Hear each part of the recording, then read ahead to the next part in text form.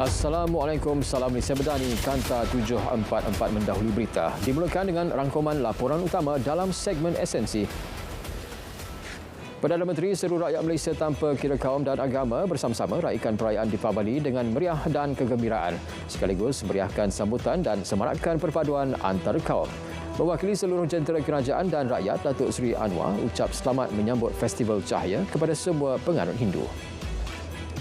Sementara itu, Timbalan Perdana Menteri Datuk Seri Dr. Ahmad Zahid Hamidi turut ucap selamat menyambut Hari Deepavali kepada semua penganut agama Hindu di negara ini. Beliau berharap pesta cahaya kali ini membawa kegembiraan, kedamaian dan keharmonian kepada semua keluarga Malaysia Madani. Sempena Deepavali esok, rakyat diseru manfaatkan sambutan perayaan itu dengan perkukuh ikatan perpaduan melintasi kepelbagaian kaum dan budaya. Menurut Menteri Perpaduan, ia menjadi asas untuk mengekalkan keharmonian negara agar kekal aman dan makmur. Aliran trafik mengikut sejak petang tadi sempena perayaan Deepavali esok. Untuk perinciannya, langsung bersama Izzah Zulkifli di Lembaga Lebuh Raya Malaysia, Bangi. Silakan Izzah. Ya, Otto, lancar dan terkawal. Itu situasi aliran trafik yang dapat saya kongsikan kepada anda di beberapa lebuh raya utama negara. Saudara, seperti yang dijangkakan oleh pihak LLM, terdapat sedikit penambahan kenderaan pada petang ini berbanding pagi tadi. Justeru, kita akan terus lihat ke paparan kamera litar tertutup di beberapa kawasan lebuh raya utama. Baik, kita akan mulakan di Plaza Tol Gombak. Kenderaan mula bertambah menghala ke timur, terutama di bahagian Plaza Tol Gombak, dan kita seterusnya akan ke Genting Sempah. Terdapat juga situasi yang sama, kenderaan bertambah tetapi masih lagi lancar dan juga terkawal. Dan seterusnya kita ke arah sini pula, di mana kita dapat lihat di bahagian Gua Tempurung, terdapat sedikit di Lebuh Raya Utara Selatan, di sekitar Gua Tempurung kilometer 305.4 terdapat penambahan kenderaan tetapi masih lagi lancar. Dan di bawah juga, di bahagian Sungkai, terdapat juga penambahan kenderaan tetapi tiada kesesakan yang berlaku setakat ini. Kita akan teruskan di sebelah selatan pula, iaitu kita dapat lihat situasi yang berbeza di bahagian RNR Seremban. Terdapat penambahan kenderaan, namun selepas kawasan hotspot ini tiada sebarang kesesakan yang berlaku. Tetapi kita pergi ke bahagian Simpang Renggam. Di sini kita nampak di kilometer 60.1 terdapat sedikit kesesakan dan kenderaan bertali arus, namun seperti biasa masih lagi terkawal dan juga lancar. Baik, bagi anda yang ingin pulang ke kampung halaman ataupun ke destinasi yang terpilih, anda boleh merujuk perkembangan situasi aliran trafik di media sosial LLM Trafik, dan paling utama sentiasa utamakan keselamatan dan berhati-hati di jalan raya. Jadi setakat ini itu sahaja perkembangan yang saya dapat berikan kepada anda. Kita kembali ke Angkasa Puri. Silakan. Baik, terima kasih Izzah langsung dari LLM Bangi. Seterusnya, dakwaan mengenai larangan pengeluaran KWSP untuk tunai ibadah haji tidak benar dan berunsur fitnah. Timbalan Menteri Kewangan bertegaskan tindakan pantas perlu diambil untuk halang penyebaran berita palsu terbabit. Ia berisiko cetuskan isu sensitif berkait 3R. Susulan itu, pegawai tugas-tugas khasnya telah buat laporan polis untuk pastikan pihak yang memanipulasi maklumat diambil tindakan. Program Perumahan Rakyat PPR ditambah baik menerusi penjenamaan kepada Program Residensi Rakyat atau PRR. Menteri Perumahan dan Kerajaan Tempatan berkata PRR baru akan beri penekanan kepada aspek kesaling hubungan, kebolehcapaian, kemampanan berdaya huni dan pergerakan dengan kemudahan awam. Keluasan lantai minimum bagi PRR ditetapkan pada 750 kaki persegi dengan harga jualan bermula RM60,000 seunit. Datuk Seri Azalina Othman Said dilantik sebagai Presiden Akademi Anti Rasuah Antarabangsa IACA. Wisma Putra memaklumkan pelantikannya di muktamad secara sebulat suara, dan ia satu pencapaian bersejarah. Berikutan ini julung kali Malaysia diberi penghormatan memegang jawatan berkenaan. Ini bukti keyakinan IACA terhadap komitmen kerajaan Madani dalam panteras amalan rasuah.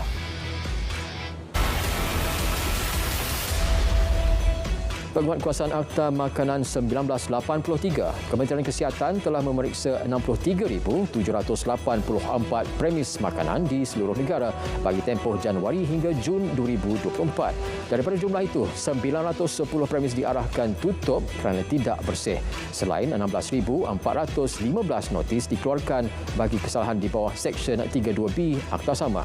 Untuk tempoh sama, lebih 94,000 pengendali makanan turut diperiksa dengan 84.7% daripadanya telah mendapatkan suntikan anti-typhoid.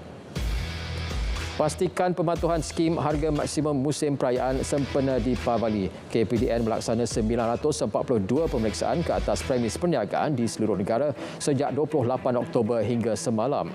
Timbalan Menteri KPDN memaklumkan hasil pemeriksaan RM440 nilai sitaan dan RM900 kompaun dikenakan. 6 tindakan undang-undang turut diambil melibatkan 1 kes jual harga lebih harga maksimum dan pakinya gagal paparkan tanda harga khas merah jambu bagi barangan kawalan. Mengulas mengenai pelaksanaan Kita Gempur, Fauziah menjelaskan inisiatif diperkenal dengan kerjasama pelbagai agensi itu sebagai usaha mengajak orang ramai menjadi mata dan telinga KPDN dalam membanteras salah laku para peniaga. Ini termasuk kesalahan sorok barang, pencatutan, ketirisan dan jual barangan kawalan ke luar negara. Langgar prosedur pensijilan halal, sebuah premis rumah penyembelihan ayam di Puchong, Selangor diserbu KPDN bersama Jabatan Agama Islam Selangor semalam. Serbuan dilakukan selepas menerima aduan orang awam. Antara kesalahan lain dikesan penyembelihan ayam di luar premis, ketidakaturan besar serta ketiadaan pemeriksa halal bagi proses penyembelihan.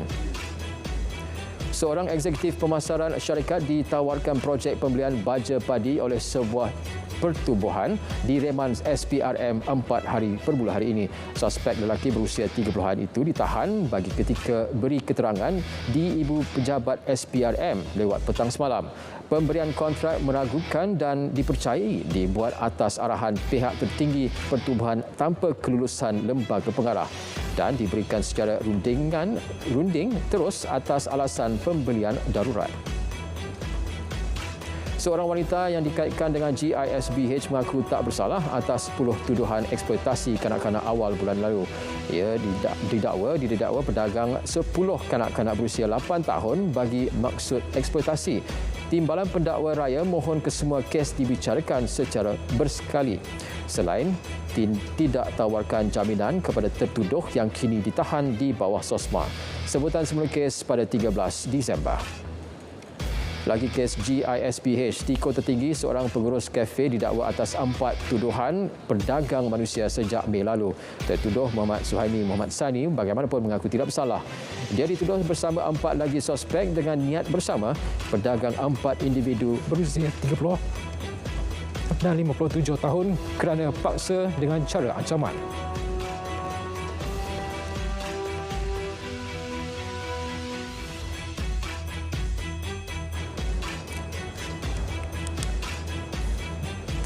Susulan penemuan bayi lelaki yang dipercayai baru dilahirkan kurang 24 jam semalam di Sibu, Sarawak, seorang lelaki berusia 44 tahun direman 6 hari bermula hari ini di Mahkamah Magistrate Sibu bagi membantu siasatan kes terbabit.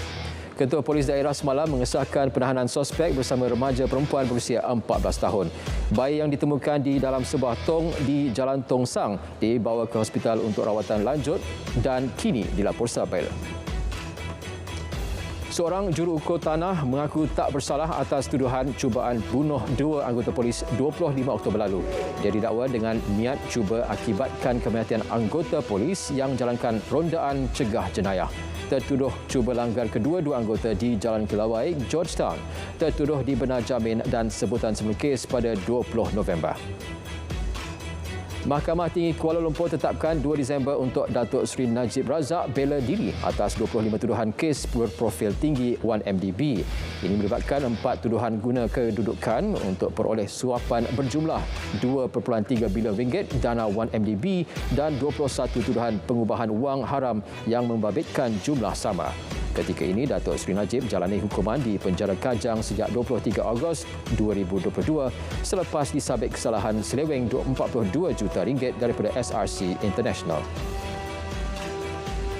Pasukan pembelaan Datuk Seri Najib akan panggil sekurang-kurangnya 11 saksi pada proses pembelaan perbicaraan. Bagaimanapun, peguam utamanya berkata kemungkinan lebih banyak saksi akan dipanggil untuk beri keterangan. Saksi akan kemukakan kenyataan mereka seperti Datuk Seri Najib, manakala yang lain akan diperintah untuk hadir. Kerajaan akan terus pastikan platform media sosial tegas tangani jenayah dalam talian untuk keselamatan semua. Menerusi pertemuan dengan pihak Meta, Menteri Komunikasi tegur kegagalan Facebook tangani jenayah pedofilia dan pengantunan kanak-kanak. Meta digesa lebih proaktif panteras kumpulan yang menjurus aktiviti jenayah seksual tersebut.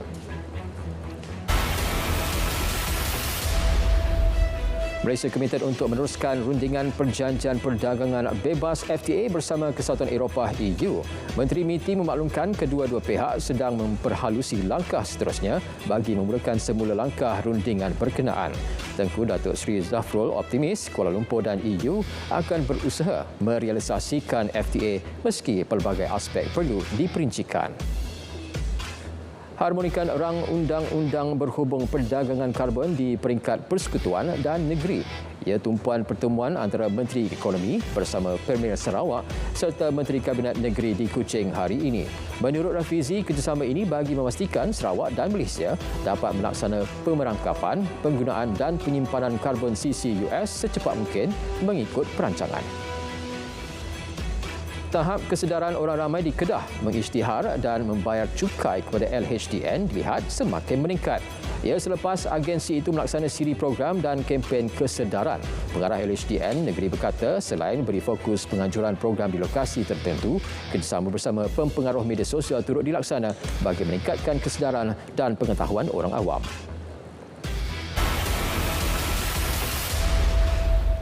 Malaysia kecam sekeras-kerasnya rang undang-undang yang diluluskan Parlimen Israel bagi mengharamkan UNRWA dari beroperasi di Baitul Maqdis, tebing barat dan Gaza.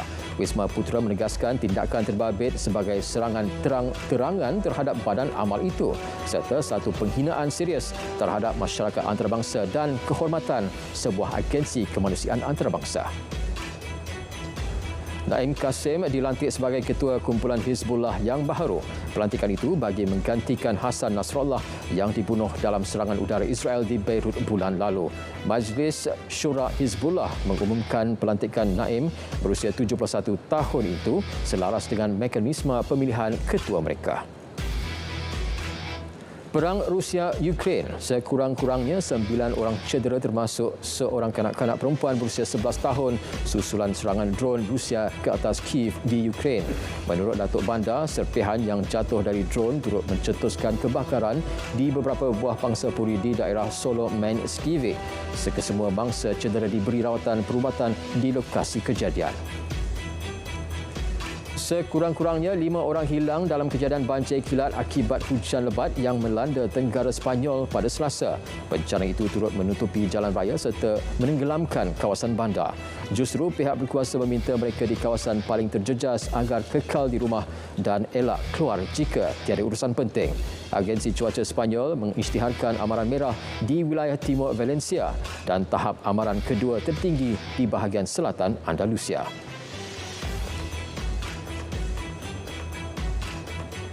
Sekian Kanta 744 dari Sungai ke Segara Palestin Pasti Merdeka. Salam Malaysia Berani. Assalamualaikum.